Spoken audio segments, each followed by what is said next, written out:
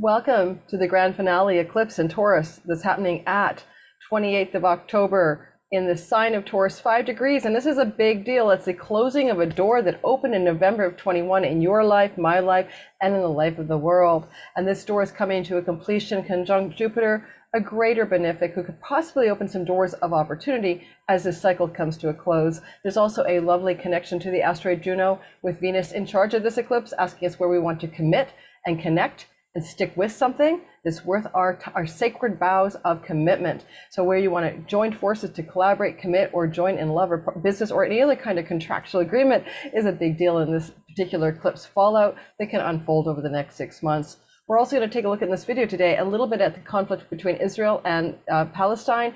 As we can see in the charts of Israel, how important this particular eclipse will be for the outcome with that horrible world conflict that's going on right now. So we're going to talk about both the mundane astrology and your personal astrology. Listen for your sun, moon, and rising sign. I'm in Palm Springs over an airport flight path on a vacation. Sorry for that noise. I hope you guys can hear me despite the fact that there's some kind of flying object overhead. If you're new to my channel, my name is Lori Lothian. I'm using the Western Tropical Zodiac whole sign houses. Mine are asteroids as needed. And today we're talking about Pholus, the god of the domino effect, asteroid, and Juno, the goddess of committed love. We might even talk a bit about the sacred duty and the flame of devotion.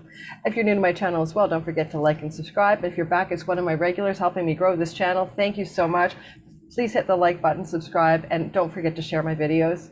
And lastly, but not leastly, there's a small promotion going on right now that if you want to jump aboard and get my November 2024 all sign videos at 35% off. The sale will not last. It's pre-sale, pre-order. I deliver them to you by email starting on the 25th of November. Order ahead of time and you get the discount price. Description link below is how you purchase that video bundle of 12 videos, one for each sign. You can listen for your sun, moon, rising, and share with friends and family. Okay? It's hot in here. I've got a fan blowing in a room in Palm Springs, my girlfriend's 60th birthday. And so if I have to do this a bit, bear with me. So I'm going to show you the sky, but let me say a few things about it in general. Show you the picture of the sky. One, this is an eclipse that is finishing what started November, I think around 19th of 2021, with a Taurus eclipse at 27 degrees of Taurus, which is on the fixed star Algol, which is a very calamitous and difficult star. It is associated with the New York Stock Exchange, and since that eclipse in November of 2000, and it's the sun of the New York Stock Exchange Composite Index, and ever since that time, the actual downdraft of the stock markets began from their all-time peak in November of 2021. For example, Algol is a wealth star, but it also brings difficulty and calamity. And it's like the head of the Medusa being cut off. I want to point out that this star is co-joined with the sun of the state of Israel in this natal chart for the nation of Israel.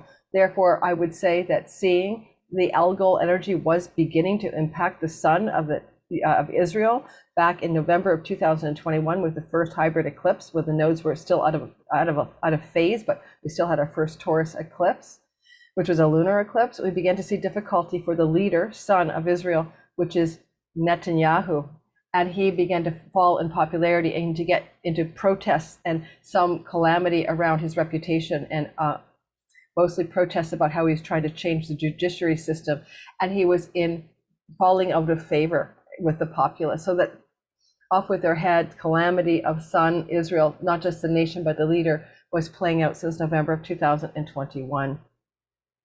Now as well, the sun of the nation is involved in this eclipse again. In this time frame, the 5-degree eclipse is no longer on the fixed star Algol, but is across the way. Like it's still in the Taurus zone where that eclipse occurred back in November, as have all of the Taurus eclipses along the way in April of 2022, for example. And I want to just say that it's going to finish what was started then, and this will involve Israel as a nation as well. This time, though, as this eclipse is occurring on October 28th, and it will be around 4:24 p.m. in Eastern Daily Time, adjust for your time zone. The months that follow are also quite intense because Uranus, the god of unexpected change, is running close to a conjunction to the sun of Israel. So we're seeing that intensity as well in the sky at this time. I'm going to show you the chart so you can see what I'm looking at.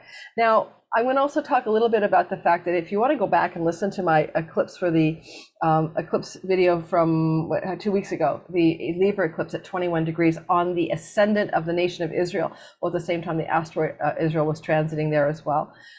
You can see that this whole war was coming into being from the front end of an October 14th eclipse on the ascendant of the nation of Israel, and even further back, October 4th and 5th, the co-joining of the north-south node with Mars on the ascendant of Israel. Last seen, by the way, in 1987. And in many ways, what I'm trying to suggest is that we're seeing patterns in the sky that we're predicting a conflict in the Middle East. A lot of us astrologers missed it because I wasn't focused on the Middle East. I was focused on Taiwan, China, Russia, Ukraine. I wasn't looking at the natal chart of Israel. I think we all kind of thought that steady as she goes, Israel's making deals with Saudi Arabia now, things are looking better than ever, but no one was paying attention to the brewing humanitarian crisis of the Gaza Strip with people since 2005 when Israel pulled out of the Gaza Strip and left it to the Palestinians to self-rule, so to speak, and then Hamas taking over 2 years later, that there has been a generation of young people, especially men, growing up in a place of what some call an open-air prison, others call apartheid, whichever way you want to call it, growing up where it's easy to be radicalized and easy to be brought into movements where you wish to be a militant against what is the oppressing force in the eyes of the Palestinian people, Israel. Now, I want you to be really clear here, and I really want you to listen to me. I am not taking a side. I'm not pro-Palestine or pro-Israel, nor am I anti either one of those. I'm talking astrology and the sky at large, and I'm talking history in factual data. So please don't write comments about my political position because you're projecting yourself onto me. Thank you. So I want to show you a picture of the sky. I want you to look at that for the state of Israel, but we're going to talk about your sign. I know some of you love mundane astrology. Some of you don't like mundane astrology, meaning world events astrology. However, I like both. And so I do what I like because it's my channel. But I would say to you, in your own lives, you might want to go back to November of 2021 and see what things were unfolding in the Taurus part of your whole sign house sky. If you don't know how to cast your chart in whole sign houses, I have a free video tutorial in my description box below, and a free Meanings of the 12 Houses PDF you can also download for free. And that part of your real estate, for me, it's my 4th house of home property and real estate as an Aquarius rising. It's my whole sign 4th house, has been a place of great calamity and change since November of 2021. I kid you not, I moved from Montreal. From the first eclipse in November, it moved me from Montreal to Vancouver. Then the eclipses that were ongoing in the fall of 2022 moved me from the home I'd rented to another home. It's all been this calamitous change in my 4th house of property, home, land, and real estate. And many Aquariuses haven't experienced that anyway, but I'm giving you me as an example. So eclipses just simply bring change, and you've been having change in your Taurus real estate.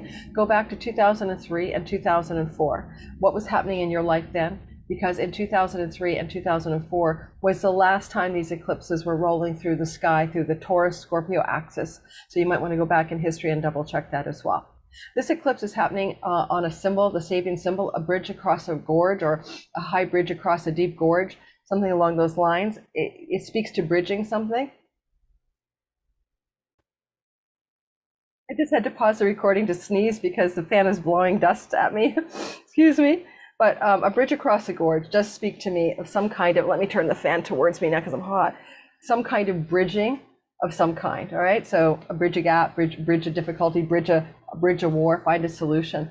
And with Juno involved, the goddess of agreements and contracts and partnerships with Venus and Virgo in the same place in the sign of Virgo, especially Juno, we're gonna see maybe an attempt to backroom deal and negotiation, a contractual agreement to stop this conflict because of the way the Israel chart looks. But again, we'd have to wait up to 6 months after this eclipse. This is not going to happen on the day of the eclipse, October the 28th, 2023. So I'm going to show you the sky. Anything else I want to say about it in general?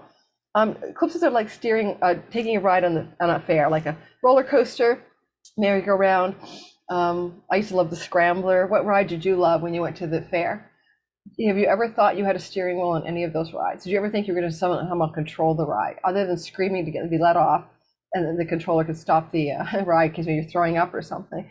You don't control the ride. And that's not what I think about eclipses. It's like waves of fate or karma or destiny, kind of really hard-wired stories that we're meant to experience for all intents and purposes, I wanted to stay in Montreal. I was so determined to stay, but it was an eclipse in Gemini, 8 degrees in November of 2020 that forebode and foretold a relocation from Montreal. And indeed, in the 6 months after that eclipse, I knew the reason I needed to move. And by the fall, with the eclipses ongoing in Taurus, I actually relocated. So understand that I didn't want necessarily to move. It wasn't in my agency, my plan. It wasn't my little Lori character in the game of life, in the matrix, in the simulation going, I'm going to make a move. It was a ringing bell of fate and destiny that said, Lori, we no longer need you in Montreal. It's time to move on.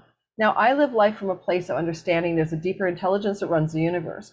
When I moved to Montreal, I moved on to 2 lines that were really powerful for me in terms of astrocartography that allowed me to build this astrology business during a pandemic.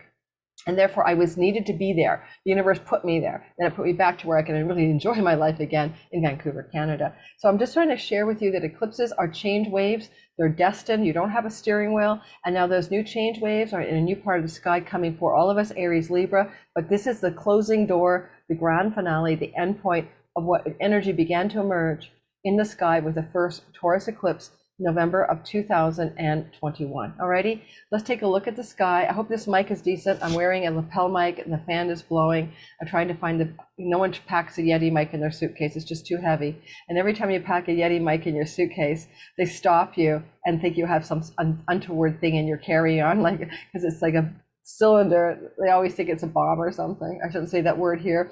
I'll get flagged for BOMB. Here we have the sky, and here you see that the eclipse is happening at 5 degrees Taurus in 9 minutes.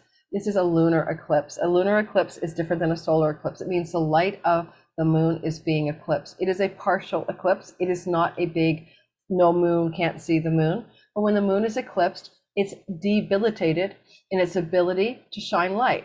And when the ancient world saw an eclipse of the moon or even clouds in front of the moon in Babylonian astrology, that was ill boding for the king, okay? Because the king needed the light of the moon to reflect the sun, and the sun is the king.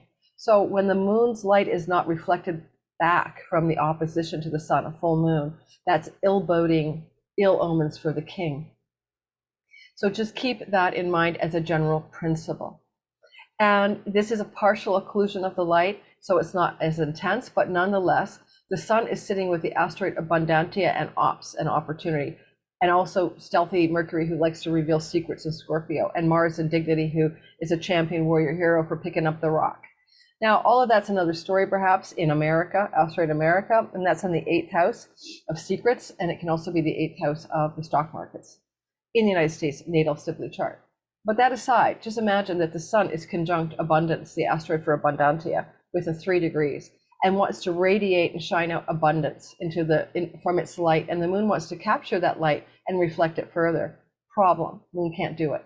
So there will be a lack of abundance in the 6 months that follows this eclipse in various parts of the world, particularly where you can visibly see the partial occlusion of the lights. The moon's light, the luminary, is no longer perfectly bright. So I'll talk about those locations in a minute. But on the other hand, look at individual natal charts and ask, where is the Taurus chunk of real estate, and where's your Taurus chunk of real estate, where there may be a bit of a lack of abundance. For me, it's that 4th house of property, land, and real estate. Where could the light of abundance not really be properly shining, even though Jupiter brings opportunity? Now, I think with Jupiter conjunct Uranus next late April and early May, that's going to be the turning point for this lack of abundance, and this eclipse, lunar eclipse, usually lasts about 6 months. But in the charts of nations, for example, and you ask yourself the question, where does this fall in a national chart? Let's say for the United States of America, let's use various examples here.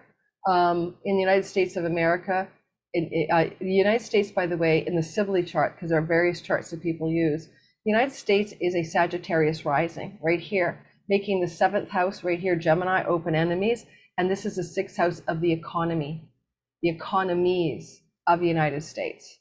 So in what way is the economy and the working class and the employment rate suffering a lack of ability to shine abundance into that part of the sky? Maybe that's going to be a downturn in the United States economy. Taurus does rule assets, money, coinage, as well as land and property. And very possibly that is signaling a real estate downturn of some momentum and significance.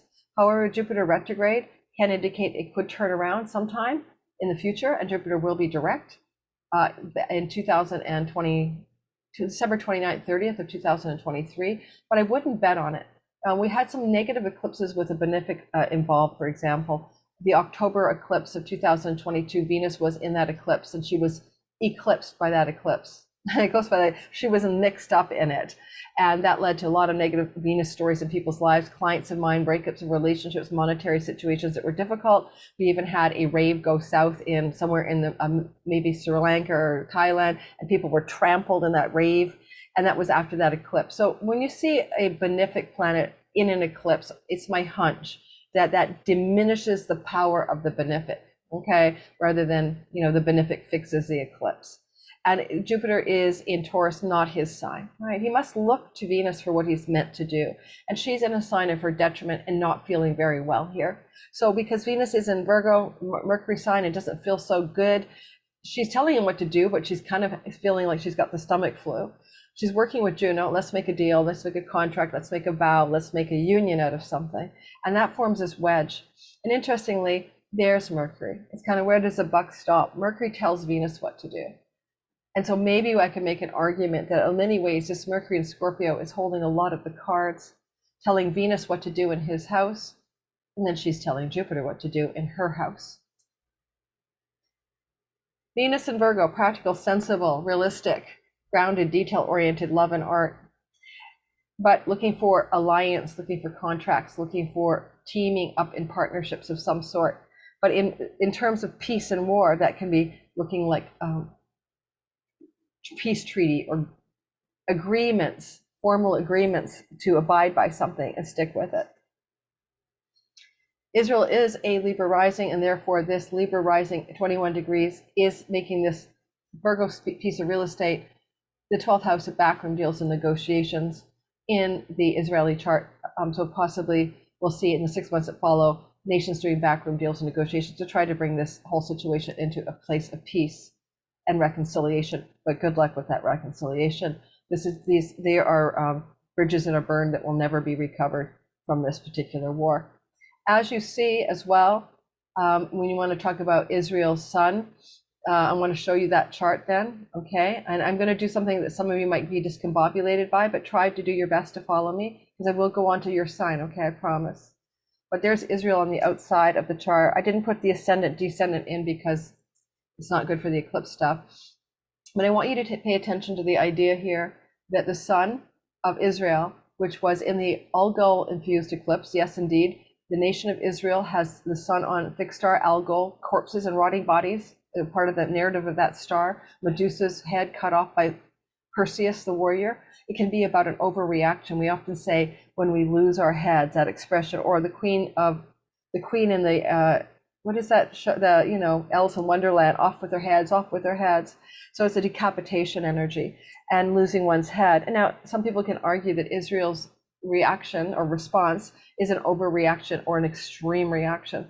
But of course, I'm not judging that. I'm just asking you, being off with their heads when the head of state of Israel, the sun, is on Algol. So Netanyahu at this point would be a case of that star playing out in what looks like a difficult and maybe malefic way.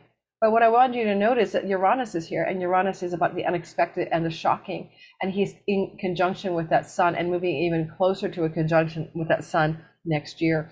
So we can say that there's a lot going on that's rattling up the nation of Israel, because Uranus has an 84-year orbit. So this has not happened since the founding of Israel in 1948. And this is something Israel's yet to experience, which is Uranus going over the nation, the sun, which represents the king of Israel, which is usually the leader or the leadership party of Israel. There's an asteroid called Pholus, and Pholus is about a domino effect. It's about a centaur who opened some wine for a big dinner party and it led to a war. So wine, and in small domino effect incident that leads to something conflagrating into a snowball effect. That war involved a lot of, Trojan War, a lot of death. Well, bottom line is, unfortunately, the asteroid Pholus has been involved in the story so far. And this asteroid Pholus right here is Israel's Pholus asteroid. It's sitting in the 4th house of homeland, property, and real estate for Israel. It's homeland. And it is at this juncture being conjuncted by or transited over by, Pluto is transiting over Pholus in the state of Israel. Pluto, death, destruction. Hopefully not plutonium. Hopefully not some nuclear episode here. I'm concerned. If that happens, there will be a domino effect for sure. Now, Pluto on Pholus in the house of home and homeland for Israel, right, is exactly what we're seeing, where this is a spinning out war where maybe Iran, maybe Saudi Arabia, maybe, China, Russia are now all coming in to talk about this and make commentary, but hopefully not get involved. The United States is already pledging undying allegiance to support Israel. One of the reasons that Israel and the United States have had such a strong alliance, just one of the many reasons, is because during the Cold War against Russia, Israel was on their side. But that Cold War has long ended, and the strategic value of Israel in the Middle East would only be to say we have a friendly nation in the land of Arabs. At this point, a lot of the Arabic nations are making friends with Israel and the United States anyway. So for a strategic position in the Middle East, I'm not sure why that is so, although Joe Biden has declared that it needs to be strategically placed in both Ukraine and Israel. So it's up to you to decide if that's very true or not. I'm not a historian here or a war general. But I'm concerned a bit because, I don't like this Pholus asteroid with Pluto at all. Who would? Pluto is like a massive energy of destruction and death and power and control. And it's on a domino effect asteroid. Now, the natal asteroid that belongs to Israel is this one, but this is Pholus transiting the sky at 5 degrees, now 6 degrees of Capricorn. Pholus got involved in the mix in a few times in recent events in the world. In Capricorn, I see him as tipping over carts that the apple spill out of in things to do with money, markets, stocks, finances, and governance and power. But here we're seeing this happen. Pholus at 5 degrees, 6 degrees now, sorry, he was at 5, 6 degrees, forming a trine to the occluded moon, to the occulted moon, to the lunar eclipse, and also forming a trine to Juno. And that creates a grand trine in the sky. Well, I can try annotating that for you, but let me do that. Annotate time, okay? A trine is a triangle, and it makes good things happen because it's the nature of Jupiter. All triangles are trine energy, 120 degrees away, that create something positive. Now, is that true, Pholus, when we have an eclipse? I'm not sure. Like, astrology is an empirical science. You have a hypothesis, you observe, you take the data, and you see if it's true or not. So here's our question. Does this mean something good is going to happen, or is this not a good thing? Well, Jupiter rules kings and people in power, just like the sun is the king. And Juno is alliances and contracts and treaties and agreements in this context. Also money, moneta, and coinage. But also, I hereby agree to be your partner. We have the BRICS nations forming right now. We have, Russia and China agreeing to be each other's best buddies right now. We have all kinds of new alliances forming in the world. And my thought is that Pholus is the domino effect that's spinning out of this eclipse in the idea of the war in Israel from that Libra ascendant over here that was triggered by that eclipse in October 14th. And that basically we're ending up with new world alliances and new power structures forming in a domino effect as a result of this eclipse, okay? I'm sorry, my eyes are so dry from the fan blowing on me. So it's going to be a kind of watch and see, wait and see what that domino effect is, but you may see entirely new alliances forming in the sky because of the world events at this time. Now, moving on. Oh my God. Moving into the next story. It's going to be the all signs portion next. Israel is a highly devotional nation, FYI. Israel has its midheaven co-joined the Vesel flame of sacred devotion in the sign of Cancer, which is about home and nest and safety. And it's a religious energy, the Vesel flame of devotion, right? It's a sacred priestess who has a duty and sacrifices everything to keep the Roman peace, the Pax Romana. But, it's also just about being in a state of sacred duty and devotion. And the nation is a devotional nation. It is a Jewish state.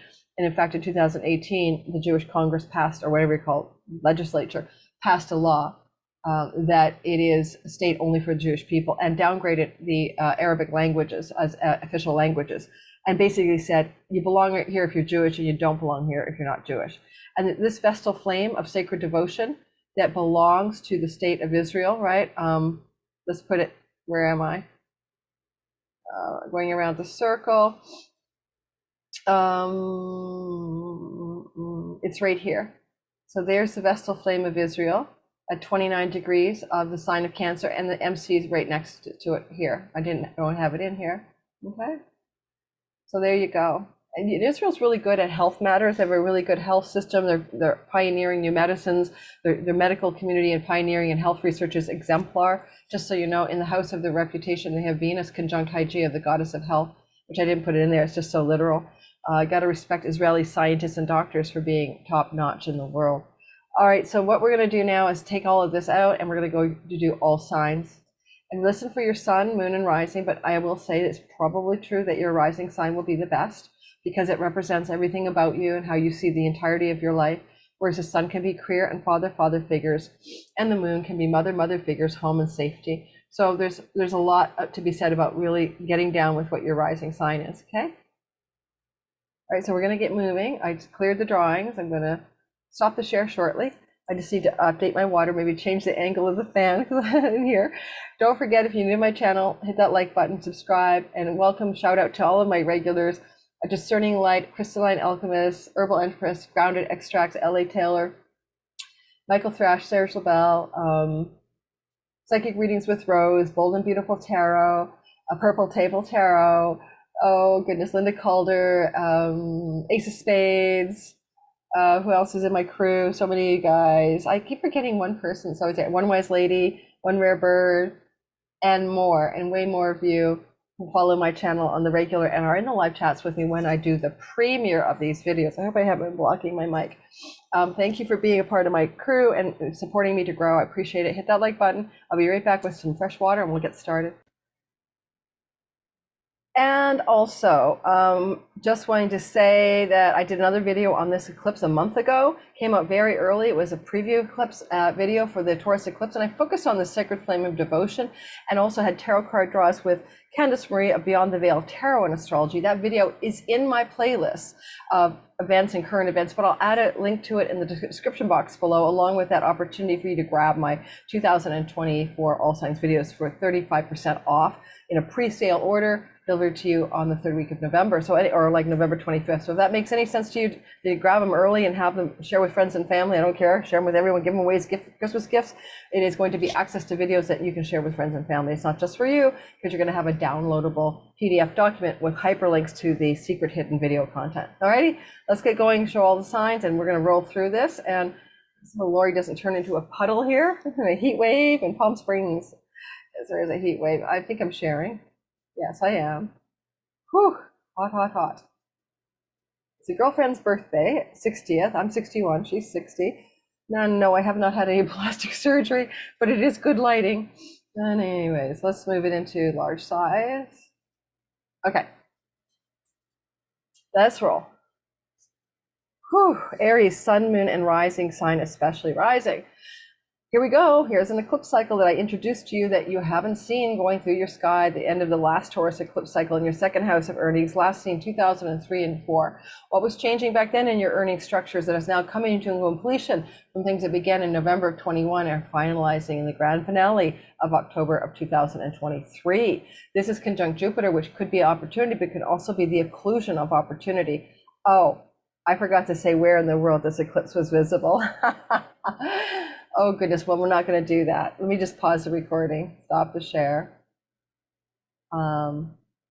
Maybe I will do that now and tell my sister to timestamp after this. It's a little confusing, but I forgot about talking about when you see an eclipse in a certain part of the world where it's visible, those places in the world are more likely to be geopolitically activated by the eclipse, okay? So I'll outline that for you right now. Sorry about that, guys. I want to talk about where it's visible. Then we're going to do the Aries people. It's good to know, so you have a sense of it. Whereas the eclipse we just had on Libra went swathing from the Pacific Northwest of the United States down to Texas, kind of thing. This is where we see this energy. I think I'm sharing the screen. Double check. Yes, I am. I think. Shoot, am I? Hang on. I'm having a moment. It looks like I'm sharing. Yeah? Oh, holy man, I think I'm dying of heat in here. Let me try the fan at a different location. So what you're seeing here is the actual area where the partial lunar eclipse is visible in the sky. And hopefully that's visible to you as I'm showing it to you right now. Okay, so you can see that Northeast United States is involved. And let me bring it down a bit. As best I can do, because it's got all these ads and it won't let me scroll down properly. Sorry about that. But take a look at this area of Australia. Okay, so Antarctic, right? Australia, all of South America, most of South America, not all of it, and mostly heading to the eastern part of South America, eastern United States, Ontario. But where you see the pink and the purple is where it's the most, this section here. This section here is getting a massive chunk of it. You can see that's Taiwan in here getting involved. So Taiwan, China, Australia, parts of Australia, certainly Russia. Russia's involved, Ukraine is involved, Egypt is involved, the Middle East is involved, right? This is very hitting the whole Middle East, which is of course the war we're experiencing in the Middle East as we speak. There's Egypt, it's a whole schmozzle there. So we're getting it all. We're getting some Taiwan, Russia, we're getting China, we're getting Ukraine, we're getting Israel. This is a big eclipse for all of these parts of the world where we have ongoing conflicts. And it's a lunar eclipse, and it's eclipsing Jupiter, the god of justice and goodness. It does connect the domino effect, and it does connect to the asteroid series, right? I don't know if that's going to totally flick my mic up, excuse my language, but I can't deal with this heat. Okay, so there we go, and we're going to move off of that. This is a little bit too much. I look like one of those shows, you know what I mean? I need my super makeup on. Oh my God, okay, that's not gonna work. I thought I had dry eyes already. I'm gonna have really dry eyes. Do any of you guys have a dry eye hack? I have that, where you get the dry eyes from the sebaceous glands are like not working properly. The glands in here that drip the oil out. So yeah, if you guys have, and it's hereditary, my dad had it. But if you have a hack that I don't know of, besides omega-3 fish oil and warm compresses, let me know. Okay, so let's get back to work, get back to business. That's a little bit less intense, but I can feel some wind coming on me. And let's do the all signs videos, okay? A lunar eclipse is most likely to play out in the 6 months that follow. And so it's not just, a year, it's usually shorter. And it's also an eclipse that involves, even though the eclipse is in Taurus, the node is in Aries. The node of fate is in Aries, which is, by the way, a sign of war. We'll be talking about that in the all signs, not war, but how there's an influence from the node of destiny or fate, north node in Aries, while the eclipse is still happening in Taurus. Now let's go back to you. Thanks for hanging in there for a very long opening number. Now rolling into Aries, sun, moon, and rising sign. Aries, sun, moon, and rising sign. So we have, going back to 2003 and 4, how did your earning structures begin to change? Because the eclipses are in the house of your earnings. How is this eclipse structure on the last grand finale eclipse? Don't forget we had one partial eclipse in November of 2021. How has your earnings begin to change? How is your money story and possessions and money began to change? Now that was a north node cycle, and I'm an Aries sun and moon, so my career is my sun. It doubled my earnings, tripled my earnings during those years of these eclipses. It improved my earnings. But this last eclipse is also complicated because it's connected to a couple of things. It's connected to the domino effect. What kind of domino effect is about to spill out of your story, connected to your 10th house of career and reputation, and potentially also to partnerships and agreements and dedication in 6th house matters. This is a work house. So it also could be dedication with Venus here to better health protocols, especially leaving behind any kind of self-undoing or addiction with Venus opposite Neptune. And this could domino effect into something to change your earning story over the next 6 months, as well as your more potency of a domino effect in your career and reputation. I can make up many stories about this. I don't know which one to go with for me. So if I finally kick the wine habit and figure out the wine lover's middle way, then I'll write that book and I'll domino effect into a bestseller. How's that? It's the sun is in my Aries sun story, right? Now, the other thing about it is that you do have the energy here of the North Node still in the first house, and therefore are now in the first house. So your Aries sun, moon, and rising people are having an extreme energy over the next year and a half until January of 25 and a little bit onward, with that North Node transit through the house of you, with eclipses coming through here in the spring Aries, spring of 2024 and spring of 2025. So those eclipses are coming and they're going to continually change you depending on the degree of your ascendant or your sun and moon. but nonetheless, there's an expansion, a growth, an extension. So as you expand and grow and extend your identity and maybe do some fundamental healing of a chironic identity wound about who you are and what you're capable of, there can be a grand finale of the way you stick the landing in how you change your earnings structures and the new ways that you earn. A new job, a new career path, a new vocational calling can be set in motion in the 6 months that follow this eclipse. Often, though, with Pholus, the domino effect is one small thing you do. You decide you're going to try your hand at podcasting, your podcast becomes, a major deal. Like, you may think it's a small shift, just an incidental thing in the 6 months that follows in the 10th house, but it can domino effect out. With Jupiter involved, even though he's partially eclipsed as well, or involved in the eclipse, look to him moving into direct motion after the end of this year, starting in January, in essence, and to give you some good financial developments and directions that still can be extending from this change of finances connected to your identity in the 6 months that follow the eclipse. Lastly, Abundantia sun is not reflected back in your second house. So that can mean that you're not creating abundance in any meaningful way from your shared resources with a partner, business, or love. Or maybe you're not having the abundance really reflected in a meaningful way in your possessions and earnings through stock investments or 401k or things like that. This is also the house of taxes. I'm dreading my tax bill. It's probably going to make me feel scarce. I haven't incorporated yet. I probably needed to have done that. So just think about the fact that there may be an abundance shadow going on here in the 6 months that follow, but it's really connected to the abundance of the 8th house, not really flowing in the normal way into your possession in the second house.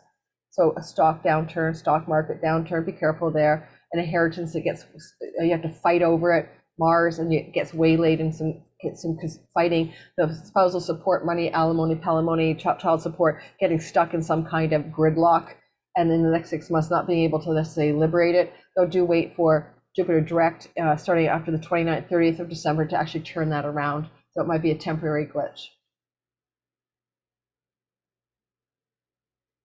All right, Taurus, sun, moon, and rising sign.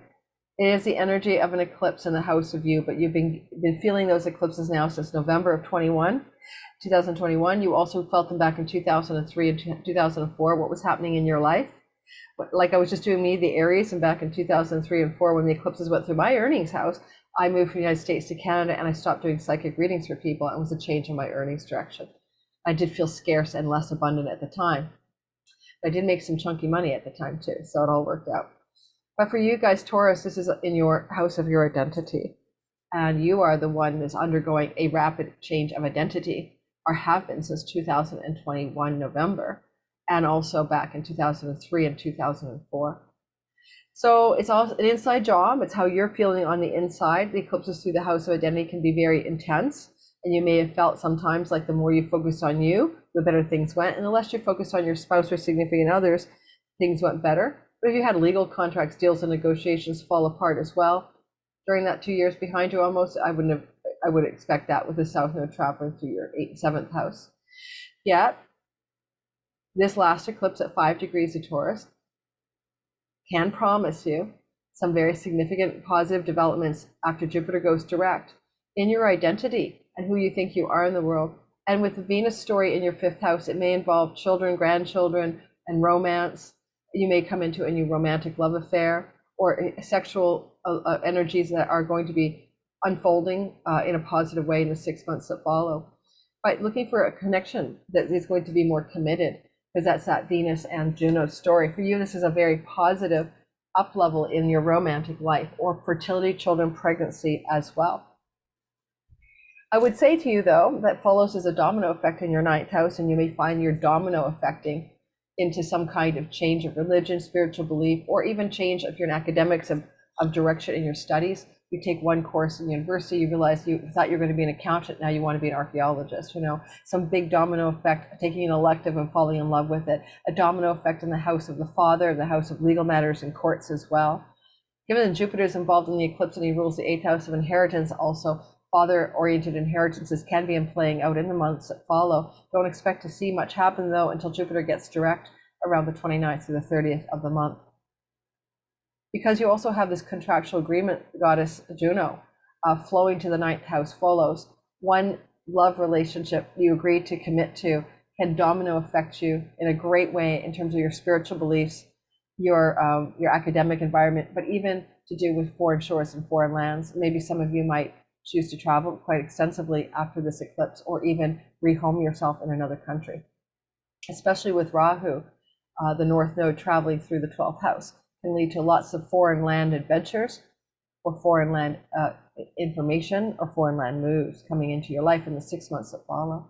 You see, the Rahu in the 12th house is the foreigner energy in the house of foreign far off lands.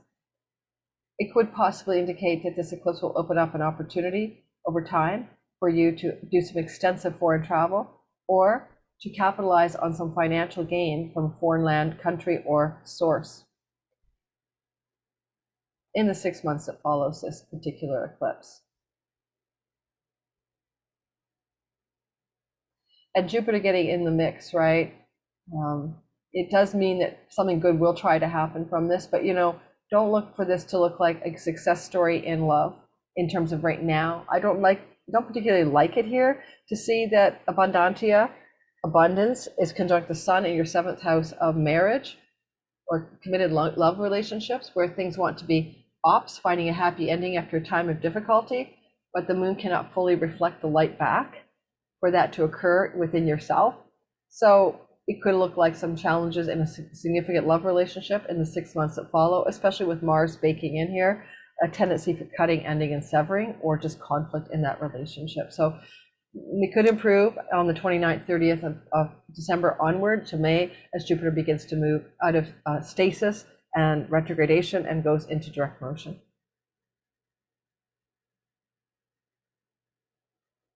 Gemini, sun, moon, and rising sign. In the sky, what you're seeing here is the energy of an eclipse. It happening in your Taurus chunk of real estate is your 12th house. Very subtle place: addiction, self-undoing, jails, insane asylums, past lives, spiritual awakening to the highest degree. If you're a Gemini, sun, moon, and rising, then this can be a very deep spiritual time for you, finishing up a grand finale of spiritual enlightenment energies that began moving in your chart November of 21 to now. And don't forget, I say to every sign, go back to 2003 and 4. How is it playing out then? Because it's far off lands and shores, and it involves residences in far off lands, that might be a change of home to a foreign country that has been underway in the last couple of years and is finalizing now. I think that the Venus piece in your 4th house, even though she's in detriment, is going to open up some opportunities for foreign land residence or living in a foreign shore, and that's likely to occur in the 6 months after this eclipse. And maybe involving partnership for business and love reasons for that relocation. It can also allow you to buy or sell property and land in foreign shores from your natal country where you were born. And the moon is unable to fully reflect the light of abundance in the house of work, and there may be a downturn in some of your abundance from your work situation, your job situation, in the 6 months that follows this eclipse.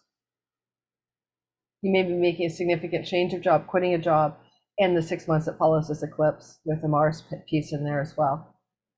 A domino effect is trying to unfold, and it's the Pholus asteroid that is sitting in Capricorn, which is a domino effect from one small thing in the 8th house. Your partner's money, business partner money, investment money, inheritance money.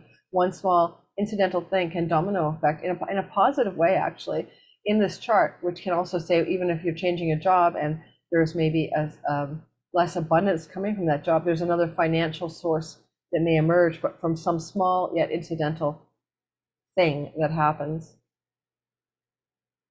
perhaps in your career, with Saturn in your 10th house, lording over Pholus. Now, don't forget, we're talking about Pholus because he is trining the actual eclipse.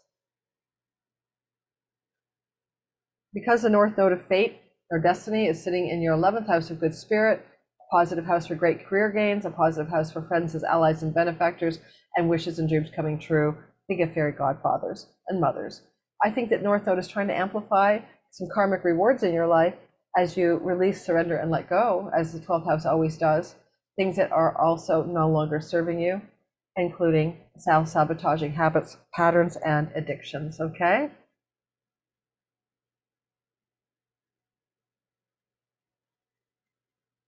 Cancer, sun, moon, and rising sign. This is a story for you of an eclipse that's happening in your final grand finale, 11th house. Go back to November of 21 to this last eclipse this October at 6 months. The 11th house of good spirit is your friends, big siblings, elder siblings, allies, and benefactors. Great gains from your career financially from your 10th house of endeavors. Certainly, I would say that you might want to go back to 2003 and 4 and ask what changes in friendship circles, groups of belonging, hopes, dreams, and wishes were occurring. And also in terms of relationship to an elder sibling. Now, there is abundance with Jupiter here till May coming from the house of allies and elder siblings toward you. But there's just this kind of like glitch in the matrix where Jupiter gets muddled up in a partial eclipse. So there could be a downturn in terms of allyship with that sibling or friend who's been helping you, or friends and siblings who wish to help you. But it is not going to last forever. Jupiter will go direct at the end of December, and that can open up a new wave of abundance from that 11th house.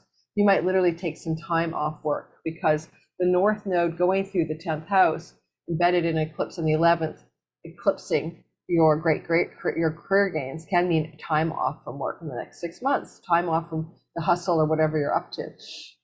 Maybe tending a sacred flame of devotion to your health, your body, and your own needs instead during that time frame. I mean, the light of abundance from the sun and opportunity and happy endings in the 5th house of children, romance, entrepreneurship is not being properly reflected back by that moon in the 11th house. So that full moon in the 11th house may be saying, sure, your kids say they're going to pay the rent, but they don't. Sure, your lover says they're going to get a lot of money, but they don't. Sure, your entrepreneurial or artistic project promised to pay off, but it's not.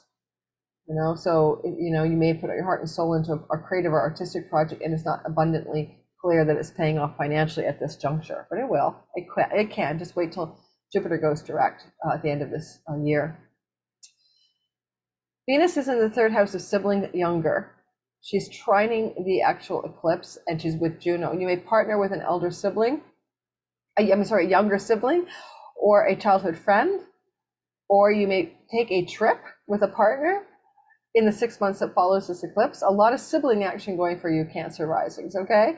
A lot of 11th house, 3rd house sibling stuff going on here. So a lot of sibling stories that may involve some journeys and travel as well, and maybe even a sense of commitment or dedication of some sort to a sibling, particularly younger. There's no doubt about it. You're going to do really well in your career and reputation path over the next 2 years with that North Node through the 10th house. This is just maybe an eclipse that's winding down something and giving you a bit of a slowdown and time out. You're Cancer rising, and with the Vesel flame in the house of you and sextiling this eclipse, which I covered it with my Candace Marie video, then you also need to want to tend a flame of devotion to what you need and want in life and focus on your sacred duty to yourself, not to others, particularly your children.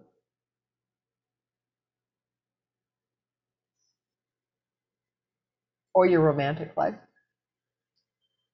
All right, Leo, sun, moon, and rising sign. I'm talking slow today because I'm hot. Probably say, oh, she's talking slow for a change. Hey, if you're in the live premiere and you haven't hit the like button, please do. You know how it helps the channel grow. The algorithm loves the like button. So please just do a simple press of your finger and give me some support. I appreciate it.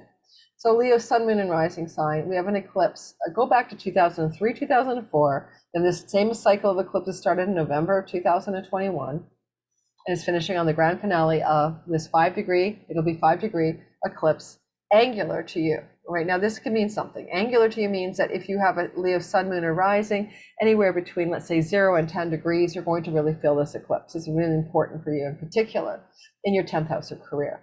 So what changes in 2003-04 happen in your career and reputation space? What changes have been unfolding now for you since November 21st in your career and reputation space? And look at that squarely, look at that clearly, because that is the main story for you. That is what this is all about. And there is opportunity wherever we see Jupiter, but he is bundled into an eclipse. So there may be sort of a darkening of the opportunity zone or the abundance zone or the luck zone for a bit. Don't worry, it'll come back on steroids next year, especially in April. But for now, don't expect that place to light up for you as the way you might like it to do so. But also any kind of full moon can be revealing, even an eclipse, the eerie red light. And what revelations are you going to see or experience about your actual purpose and career energies that you might need to really look at squarely, right, during the 6 months that follow the eclipse? Venus is the ruler of this eclipse, and she's actually in the second house, and she's in the house of money and earnings. She's in detriment. Maybe you Leos have been feeling a little bit down about this transit, but she's kind of baking in a story that says, oh, well, from this eclipse at 6 months, the money and career story is very much on your radar. But with Juno here, maybe committing to a new contract, a new agreement, a new arrangement with a new job. So like a lot of Leos who are in the world who work in a job are going to change their jobs, especially with Pholus, the domino effect asteroid, trining the eclipse from the house of work. So a lot of you are looking at a significant change of your job or career path coming up for the 6 months that follow. Now, especially if you have a job, working for, but also your work and routines and the way you do the work you do is about to change. I know someone's going to criticize me for that. Try to get comfortable.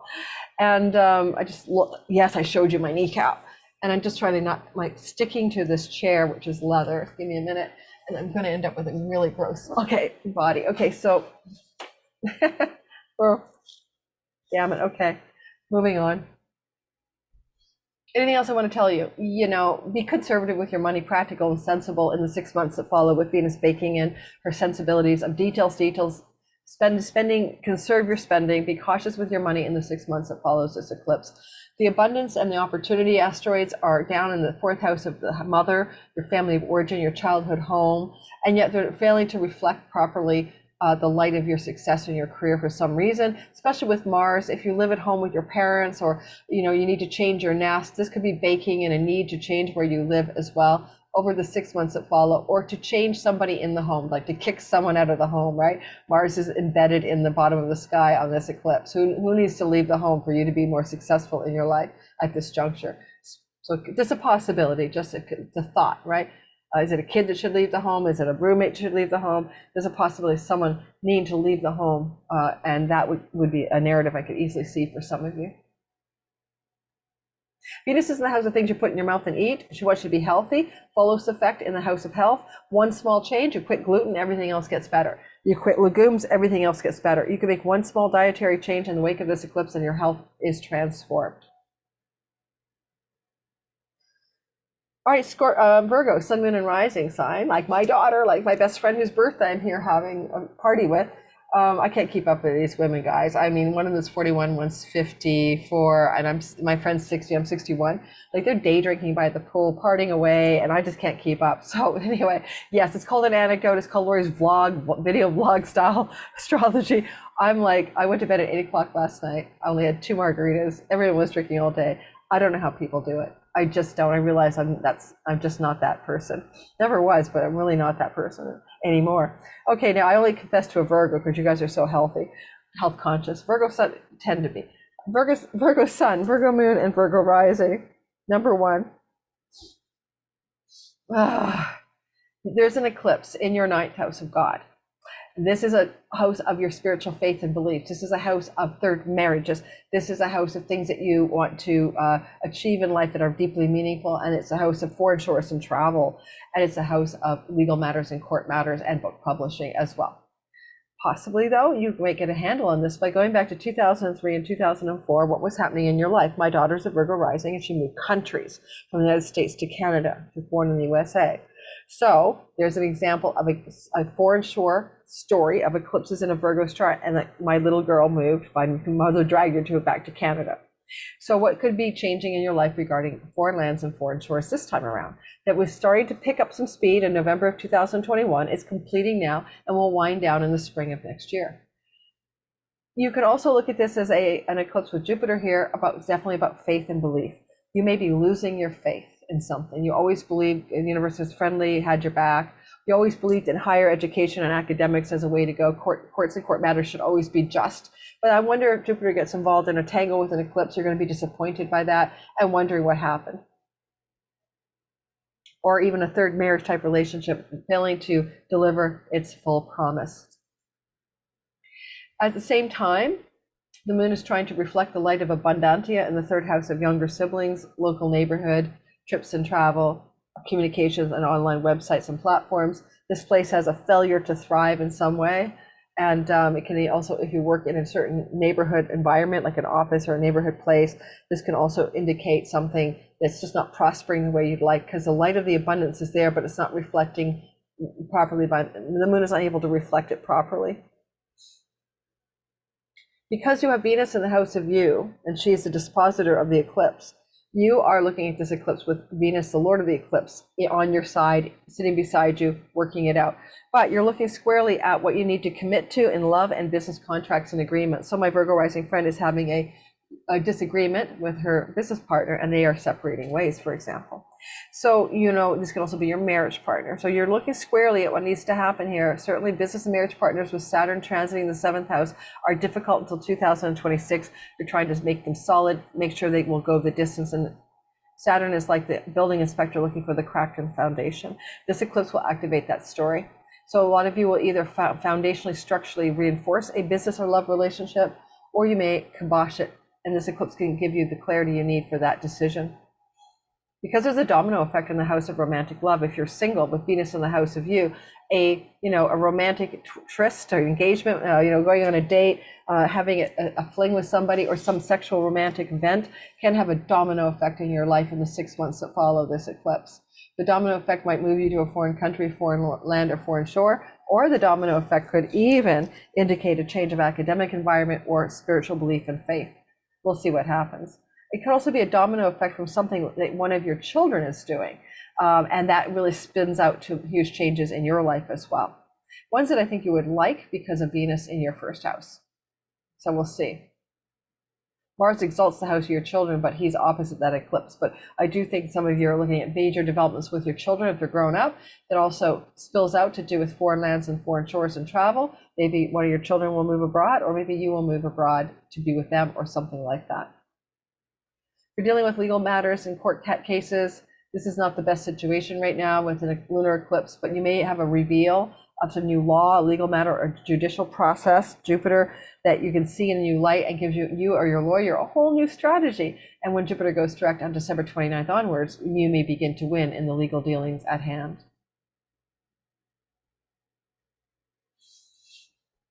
Libra, sun, moon, and rising sign. So go back to 2003, 2004, when you last had eclipses going through this part of your sky. And this is now coming back again.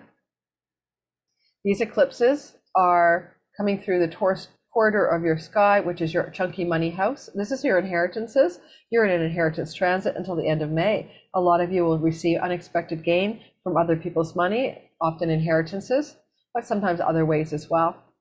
And so this is a positive time, but with a little interlude of difficulty, because this eclipse is going to open up sort of the occlusion energy of the light in that 8th house. So be careful with your stock investments, your bank mortgages and loans, your credit card debts. Be careful with inheritances as well. Justice and Jupiter are not always so great when they get tangled in a eclipse of the light. Now, possibly here, you want to go back again to 2003-4. Did you have any chunky money stories changing back then? Because these stories began to change for you November of 2021, and they're coming to a fulfillment, right? Coming to a full circle energy here with this last eclipse. When Jupiter goes direct, the chunky money story will look a lot better. And that's money you share with your spouse, your business partners, as well as investments and bank loans and stuff like that. Because the abundance asteroid is with the sun and the sun's light cannot properly be reflected, there may be a bit of a challenge with your earnings and your success financially in the 6 months that follow this eclipse. Maybe you just can't save the money you want to save. Maybe you can't just put that money away into investment structures for some reason. Maybe you're spending too much with Mars there because you need to spend a lot of money for some reason. So expect that more money going out than coming in, probably for some of you, Libra, sun, moon, and rising in the 6 months after the eclipse. Because the North Node, though, energy is in your 7th house of marriage and business partnerships, a lot of this chunky money story may involve a business or marriage type partner where that story is entwined with their money. Just keep that in mind. So that can look like some difficulties in separating out financial assets in a significant relationship, perhaps. Now, also, Pholus is a domino effect. Oh, let's go over to Venus. She's in the 12th house of foreign lands, backroom deals, negotiations, and hidden enemies. So, Venus is trining the eclipse, and she's the ruler of it. You might, though, just be a little bit cautious about, females. They may not have your back. Secret love affairs, Venus in the 12th, a moon being eclipsed with Jupiter in the 8th, can be on the radar. You're having them or your partner has one, had one, just saying, and the moon reveals the secret love affair story, for example, for some Libra, sun, moon, and rising.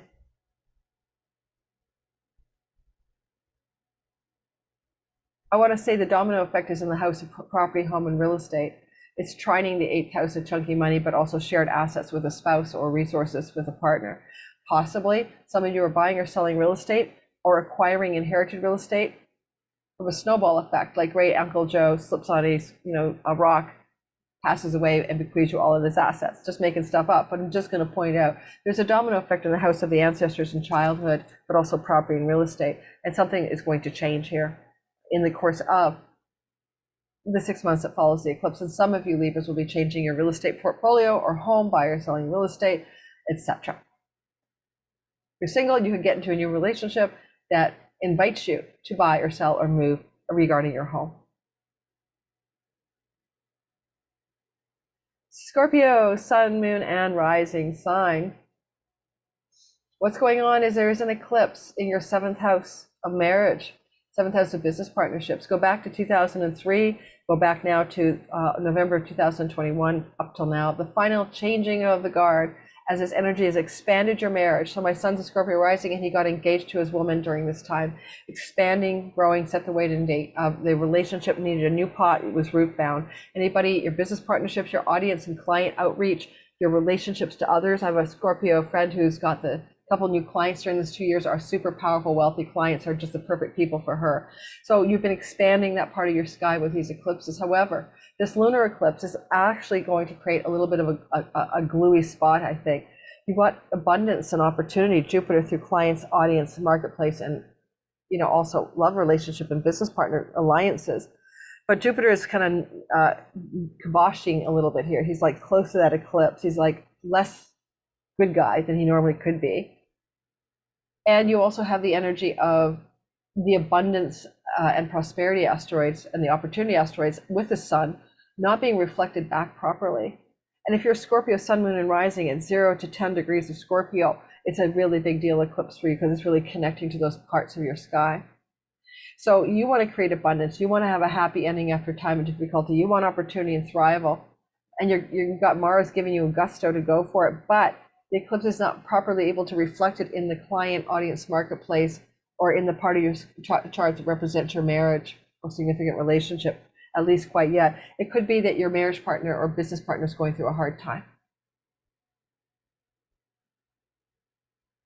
Venus is the dispositor of the eclipse. She rules the sign of Taurus. She's in your 11th house of friends as allies and elder siblings, people who want to benefit you. Juno could be a contract or agreement that something wants to be created. Technically, Juno and Venus in the 11th can look like a wedding in the next 6 months after this eclipse for some Scorpio, sun, moon, and rising. But it also could just be some help, some assistance that wants to happen from a friend, maybe a female, or just a very good friend, to so help you shore up some of those 7th house matters.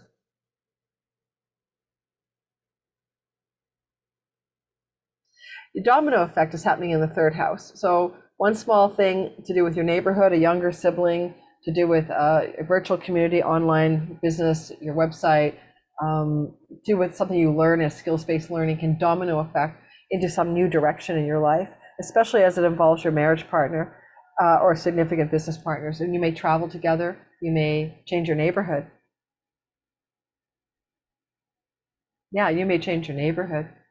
You may also look at it as an opportunity for some story emerging here, domino affecting, where a sibling or a cousin or extended relative does something that really spills out into your significant relationships as well as your friendship circles. This is a very relational energy, the houses 7 and 11 that are activated. So looking for that shift regarding certain relationships in your life, definitely.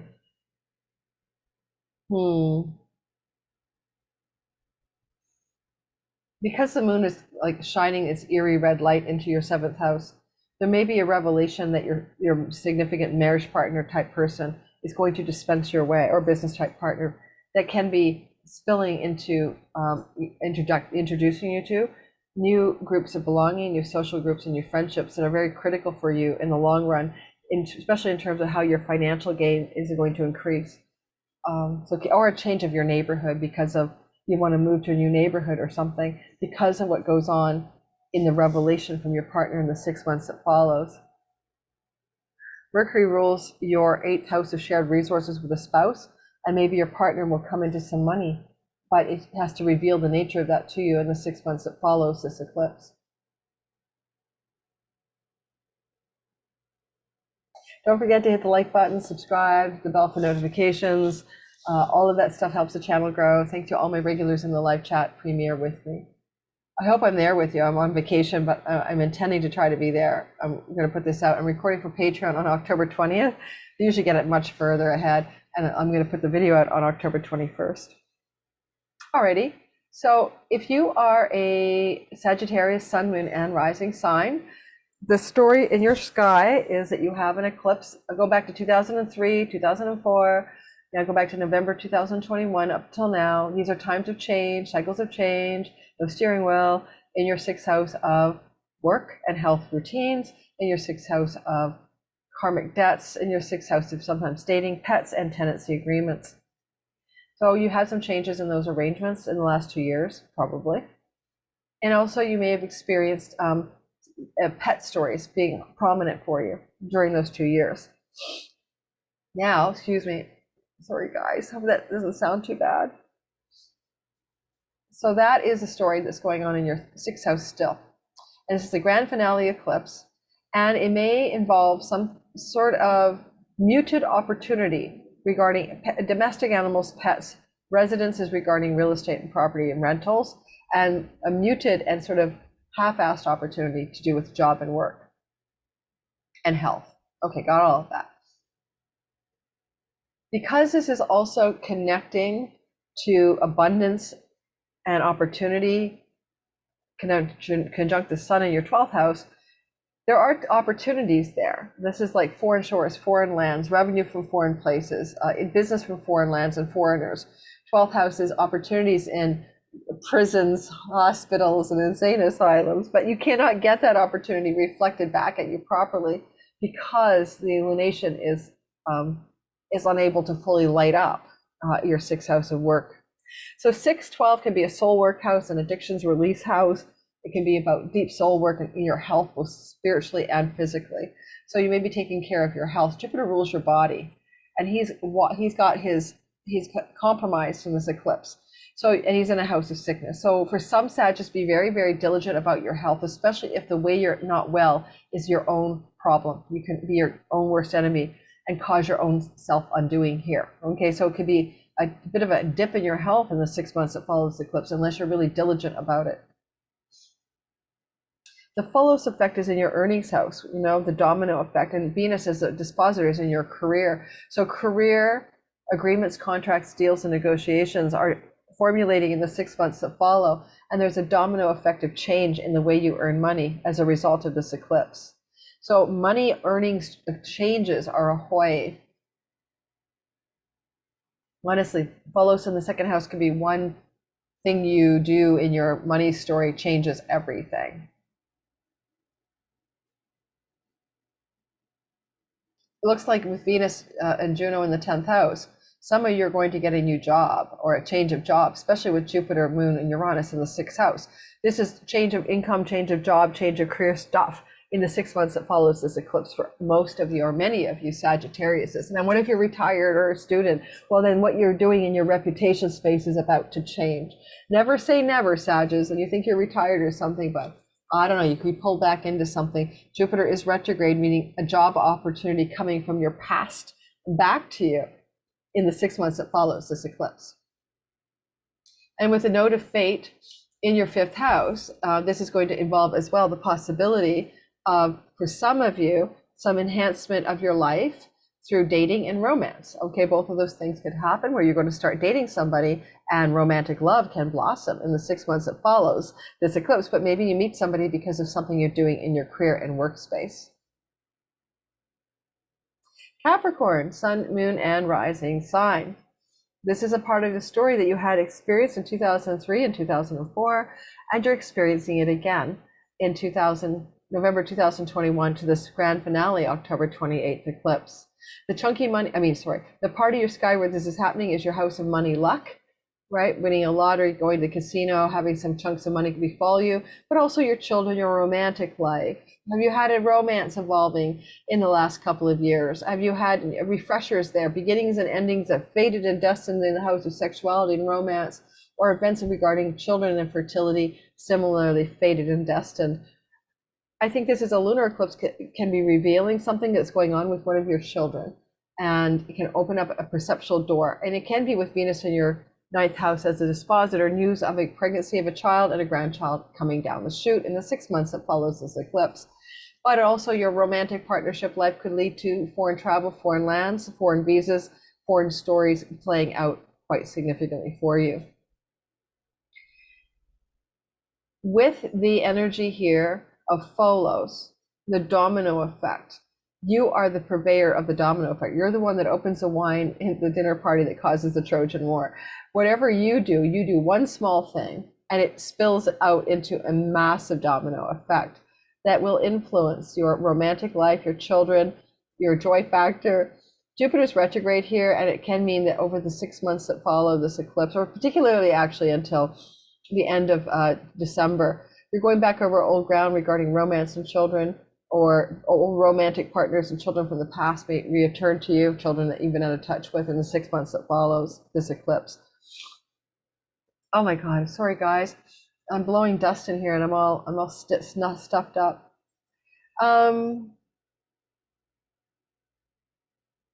Now Venus is in the house of legal matters, and Juno is contracts and agreements. So there's some legal contracts and agreements coming through the sky for some of you, Capricorn, Sun, Moon, and Rising sign, that may show up that connect to the words foreign shores and foreign lands. You have abundance and opportunity in the house of the big brother, big sister, allies and benefactors. Most definitely that can be the opening of some financial goodness through those like siblings or like a siblings, allies type folks in your life. But even though the abundance is there, it's not being reflected properly yet in your fifth house of money luck, or fifth house of good things happening, or fifth house of entrepreneurship. So there's a delay maybe, because I don't think that with the moon partially eclipsed, you're going to get the full Monty. I think Jupiter going direct on the 29th of September or so, till the end of May, will give you a leg up. But in the short term between now and Christmas, things look partially obscured. For instance, even if you have a pregnant child, they're going to hide it from you till probably the end of this year and tell you in January. Excuse me. Nothing I can do, guys. What am I going to do? Pause the thing, go out and find a Kleenex. I'll just get through this recording. Yes, blog style, no talking head. Whew. What else do you need to know? Nothing, that's about it. Can you win the lottery with Jupiter in your fifth house? People always ask me. Yes. Can you get pregnant with that transit? Yes. Jupiter retrograde, the lottery ticket that's under your bed that you lost, you can find it. Find it because it's from the past. Yes. When it goes direct after the 29th to the end of May, yes. But don't bet your whole life on a freaking lottery. It takes one ticket to win. It does not take your life savings to win a lottery ticket. Aquarius, Sun, Moon, and Rising sign. So this is a story that you want to go back to listen to 2003 and 4. I'm one of you. What was happening to you then? Because it's back. And what happened since November 21st? Because this is your property, homeland, and real estate. So 2003-4, I moved from the United States to Canada. I'm Canadian, but I lived in the US for 17, 18 years. And then here we are again, and I moved all over the place. My intro talked about all the moves I've made geographically and household-wise since these eclipses started in November of 2021. So with that said, we're back, and this is the last grand finale eclipse. The moon is about the nest and the home, and the moon is not able to reflect the solar light in the 10th house where there's opportunity and abundance.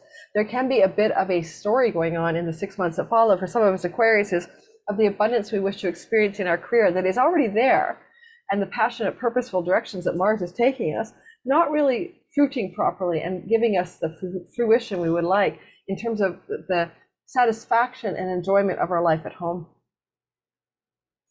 Or you can also look at this as what kind of lunar situation, mother relationship stuff, or ancestral line mother stories are being shed an eerie light on, the red glow of an eclipse, so you can reveal something to yourself that can help increase your prosperity once you see what's really going on here.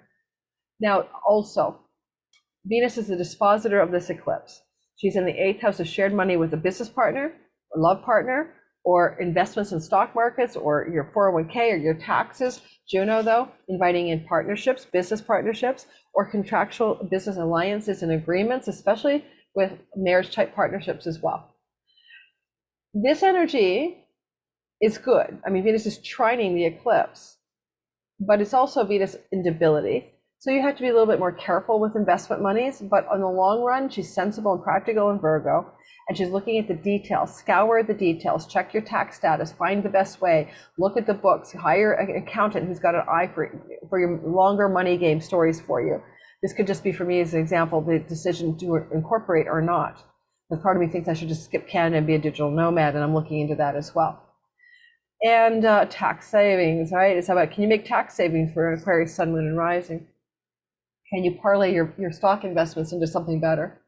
Can you save money to get a down payment for a mortgage or a house in the 6 months that follows this eclipse? These are the types of things that want to show up. And ultimately, the moon with Jupiter wants a profitable nest down here. And the 6 months ahead, you're trying to find a beautiful, profitable home to nest in.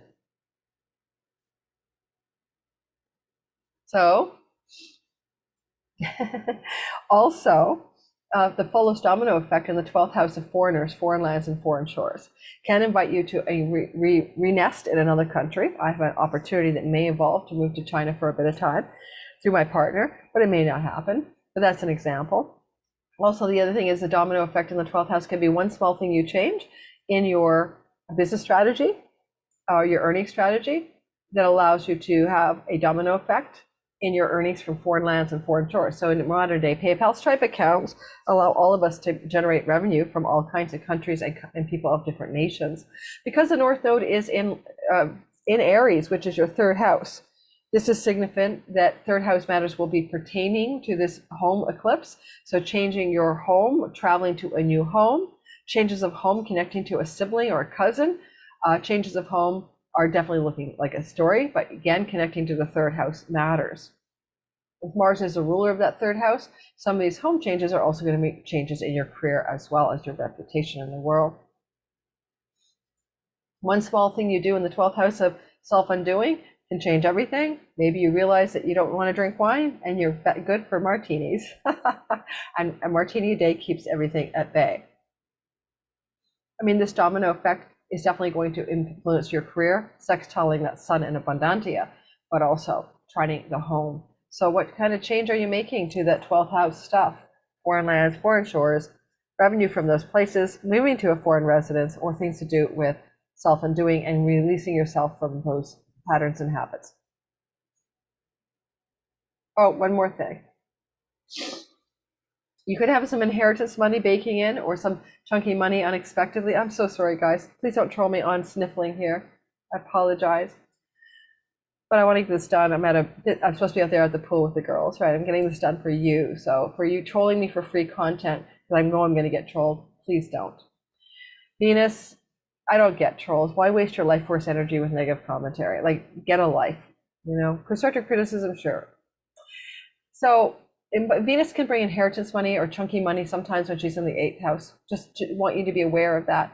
But I'm bringing it up because the South Node in the house of father figures, which is her dominion, can also indicate a father figure, a solar father figure type energy, like somebody you look up to, a grandparent, a parent, sometimes husbands, if they are, you know, like the boss and acting like they're the boss. Anyway, you may have some chunky inheritance money coming your way, possibly in the 6 months that follows the eclipse. First and always first, best and always best, sometimes last, Pisces, Sun, Moon, and Rising sign. Don't forget to hit the like button, hit the subscribe button, do the things, please, in the live premiere and when you're re-listening to my video. Okay, so this is a story of eclipses. Go back to 2003 and 4. What were you doing when those eclipses were rolling through Taurus? And now since November of 2021 to the grand finale, again, Taurus, 3rd house real estate. This is a house of your siblings, especially younger. This is a house of journeys and trips and travels. This is a house of neighborhoods and neighbors, cousins as well. This is a house of the online world and what you do there in terms of websites and anything, social media platforms, your virtual neighborhood. And skills-based learning, Jupiter here until the end of May. A lot of Pisces will take a lot of classes to learn how to do something, or they will teach how to do something. But also Jupiter here is saying you can expand your neighborhood, find a prosperous neighborhood, or just travel a whole lot. And Jupiter is retrograde, and so this eclipse involves him, and he's trying to bring you some opportunities from childhood friends, siblings from your past, cousins from your past, or travels and trips from your past, or traveling to a place you've been before, bringing prosperity to you. Now, the eclipse itself is trying to reflect the solar light with abundance and opportunity in the ninth house of foreigners and foreign shores. There is some opportunity and abundance up there, and it revolves around travel and change and communication, and it is there. But the lunation is having a hard time reflecting that light in the third house. Delays in travel, delays in these opportunities, delays or some obfuscation perhaps. But when Jupiter goes direct on the 29th, 30th or so of the end of this December, expect that to move forward and no longer be in delay or stuck mode. The moon can reveal something, some revelation about a sibling or cousin or childhood friend, some revelation or revealing around things to do with travel or learning. Some big reveal could be coming through in the next couple of months, or 3 months, 4 months, 5 months that follow the eclipse. You have Venus as the dispositor in the 7th house of marriage and business partnerships. Marriage and business partnerships and commitments and dedication are coming through big time with that Juno energy and the Venus energy. You might need to sign a legal contract, a commitment in a business deal, a commitment to a marriage type partner. You might have to get married in the next 6 months. Some of you may choose marriage. Maybe very practical and sensible reasons. My soulmate James is a Pisces rising. I'm just gonna listen to this video and it's like, well, if we're gonna move to like this country, you need to be married to me, or something like that. Or you know, you're gonna allude to, if you want to be with me, you need to be married to me, or something like that. We are American and Canadian, so we have to work some stuff out. Oh my God, maybe I'm getting a cold.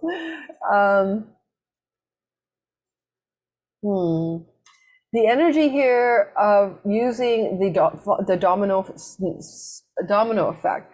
One small thing that goes on in the house of the elder sibling, a benefactor, especially someone who treats you like a sibling, who wants to help you, a big sister, big brother, there's a domino effect in play here.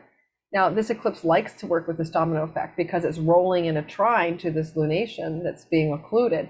That can mean there's one small thing that happens through an elder sibling, someone who wants to help you, treats you like a benefactor or ally, dominoes into foreign lands, foreign shores, travel, trips, book publishing, third marriages, and giving you ninth house, third house delineations, opportunities for travel, situations with siblings and cousins. Okay, all of that.